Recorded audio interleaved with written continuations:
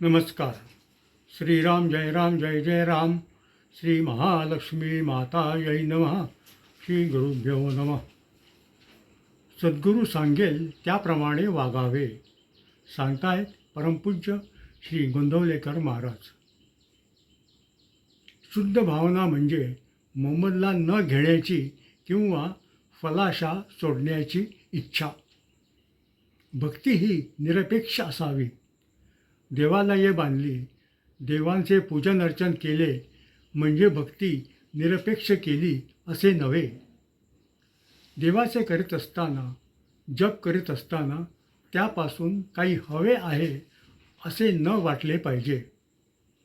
भजन पूजन करताना माणूस भांडे कुठे ठेवावे, पळीतामण कुठे ठेवावे वगैरे शास्त्रात लिहिलेले सर्व काही तोंडाने म्हणत करीत असतो, कारण त्यामुळे कृती करणे सोपे जाते. तसे आपण देवाचे करतो ते केवळ केले पाहिजे म्हणून. ती आपल्या घरातली एक प्रथा आहे म्हणून. आपल्याला देव आवडतो म्हणून नव्हे. आपण व्यवहाराला मात्र सोडू नये, पण व्यवहारात गुंतू नये. युद्धात सारथी लगाम हाती घेऊन जागृतपणे उभा असतो आणि योग्य ठिकाणी रथ नेऊन उभा करतो.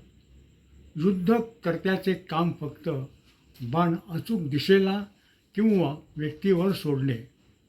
त्याप्रमाणे आपण आपले सर्व जीवन सद्गुरूच्या ताब्यात दिल्यावर तो सांगेल त्याप्रमाणे वागणे हेच आपले कर्तव्य ठरते.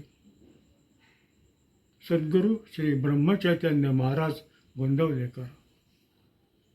नमस्कार. सद्गुरूचरणी सेवा अर्पण.